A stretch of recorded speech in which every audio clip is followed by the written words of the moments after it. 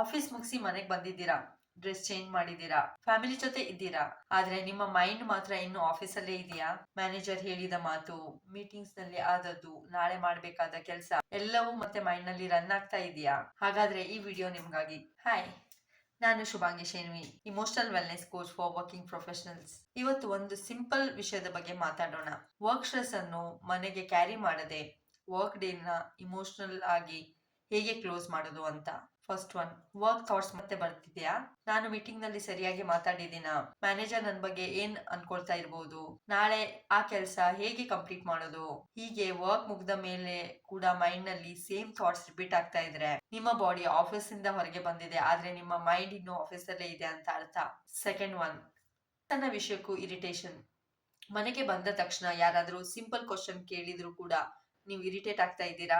ನಂತರ ನಿಮ್ಗೆ ಅನ್ಸುತ್ತೆ, ನಾನ್ ಯಾಕೆ ಹಿಂಗೆ ರಿಯಾಕ್ಟ್ ಮಾಡಿದೆ ಅಂತ, ಅಲ್ವಾ? ಸಮ್ ಟೈಮ್ಸ್ ಪ್ರಾಬ್ಲಮ್ ಫ್ಯಾಮಿಲಿನಲ್ಲಿ ಇರೋದಿಲ್ಲ, ವರ್ಕ್ ಇಂದ ಕ್ಯಾರಿ ಮಾಡ್ಕೊಂಡ್ ಬಂದ ಇಮೋಷನಲ್ ಲೋಡ್ ನಲ್ಲಿ ಇರಬಹುದು. ಥರ್ಡ್ ಒನ್, ಫೋನ್ ಚೆಕ್ ಮಾಡ್ತಾನೆ ಇರೋದು. ಒಂದ್ ಮೇಲ್ ಚೆಕ್ ಮಾಡ್ಬಿಡ್ತೀನಿ, ಒಂದ್ ವಾಟ್ಸಪ್ ಮೆಸೇಜ್ ಚೆಕ್ ಮಾಡ್ತೀನಿ, ಒಂದು ಆಫೀಸ್ ಟೀಮ್ಸ್ ನೋಟಿಫಿಕೇಶನ್ ಚೆಕ್ ಮಾಡ್ಬಿಡ್ತೀನಿ ಅಂತ ಹೇಳಿಕೊಂಡು ಮತ್ತೆ ಫೋನ್ ಚೆಕ್ ಮಾಡ್ತಾ ಇದ್ದೀರಾ. ಆಗ ಆಫೀಸ್ ಅವರ್ಸ್ ಮುಗಿದ್ರು ಕೂಡ ನಿಮ್ಮ ಬ್ರೈನ್ ಗೆ ಆಫೀಸ್ ಮುಗಿದ ಸಿಗ್ನಲ್ ಸಿಗಲ್ಲ. ಈಗ ಒಂದು ಸಿಂಪಲ್ 10 ಮಿನಿಟ್ಸ್ ರೀಸೆಟ್ ಮಾಡೋಣ ಬನ್ನಿ. ಇವತ್ ಮನೆಗೆ ಬಂದ ಮೇಲೆ ಈ 4 ಸ್ಟೆಪ್ಸ್ ಟ್ರೈ ಮಾಡಿ. Step 1, stop. ಒಂದು ಡೀಪ್ ಬ್ರೀತ್ ತಗೊಳ್ಳಿ. ನಿಮ್ಮಷ್ಟಕ್ಕೆ ನೀವೇ ಹೇಳಿಕೊಳ್ಳಿ, ಇವತ್ತಿನ ವರ್ಕ್ ಇಲ್ಲಿಗೆ ಮುಗ್ದಿದೆ, ಎಲ್ಲಾ ಪ್ರಾಬ್ಲಮ್ಸ್ ಇವತ್ತೇ ಸಾಲ್ವ್ ಮಾಡ್ಬೇಕಾಗಿಲ್ಲ. Step 2, write. ಒಂದ್ ಪೇಪರ್ ತಗೊಂಡು ಬರೀರಿ. ಈಗ ನನ್ನ ಮೈಂಡ್ ನಲ್ಲಿ ಏನಿದೆ, ವರ್ಕ್ ರಿಲೇಟೆಡ್ ಥಾಟ್ಸ್ ಎಲ್ಲ ಬರೀರಿ. ಮೈಂಡ್ ನಲ್ಲಿ ಇಟ್ಕೋಬೇಡಿ, ಪೇಪರ್ ಮೇಲೆ ಹಾಕಿ. ಸ್ಟೆಪ್ 3, ನಾಳೆ ಪ್ಲಾನ್. ನಿಮ್ಮನ್ನೇ ಕೇಳಿಕೊಳ್ಳಿ, ನಾಳೆ ನಾನು ಮಾಡಬೇಕಾದ ಒನ್ ಇಂಪಾರ್ಟೆಂಟ್ ಥಿಂಗ್ ಯಾವುದು ಅಂತ, ಅದನ್ನ ಬರೀರಿ. ನಿಮ್ಮ ಬ್ರೈನ್ಗೆ ಇದು ಸೇಫ್, ನಾನು ಇದನ್ನು ನಾಳೆ ಹ್ಯಾಂಡಲ್ ಮಾಡ್ತೀನಿ ಅಂತ ಸಿಗ್ನಲ್ ಕೊಡಿ. Step 4, transition. ಈಗ ಒಂದು ಸ್ಮಾಲ್ ಆಕ್ಟಿವಿಟಿ ಮಾಡಿ. ನೀವು ಬಟ್ಟೆ ಚೇಂಜ್ ಮಾಡಿದ್ರೆ ತಿರ್ಗಾ ಮಾಡ್ಬೇಕಾದ ಅವಶ್ಯಕತೆ ಇಲ್ಲ. ಬಟ್ಟೆ ಚೇಂಜ್ ಮಾಡಿದ್ರೆ ಅಂದ್ರೆ ಆಫೀಸಿಂದ ಬಂದಿದ್ದು ಡ್ರೆಸ್ ಚೇಂಜ್ ಮಾಡ್ಕೊಳ್ಳಿ. ಶಾರ್ಟ್ ವಾಕ್ ತಗೊಳ್ಳಿ. ಟೀ ಅಥವಾ ಕಾಫಿ ಏನ್ ಕುಡಿತೀರ ಅದನ್ನ ಕುಡೀರಿ. ಒಂದು 5 ಮಿನಿಟ್ಸ್ ನಿಮ್ಗೆ ಇಷ್ಟವಾದ ಬುಕ್ ಓದಿ. ಫ್ಯಾಮಿಲಿ ಜೊತೆ ಟೈಮ್ ಸ್ಪೆಂಡ್ ಮಾಡಿ. ಯಾವುದೇ ಆಕ್ಟಿವಿಟಿ ಆದ್ರೂ ನಿಮ್ಮ ಬ್ರೈನ್ಗೆ ಒಂದು ಮೆಸೇಜ್ ಕೊಡಿ, ಈಗ ವರ್ಕ್ ಅಲ್ಲ, ಈಗ ನನ್ನ ಲೈಫ್.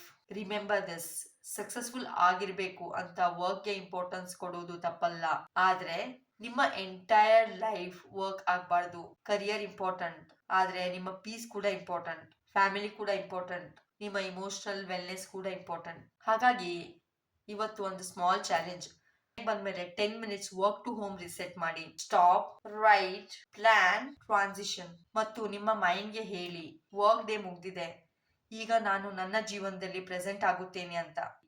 ಈ ವಿಡಿಯೋ ನಿಮ್ಗೆ ಯೂಸ್ಫುಲ್ ಅನ್ಸಿದ್ರೆ ಸೇವ್ ಮಾಡಿ.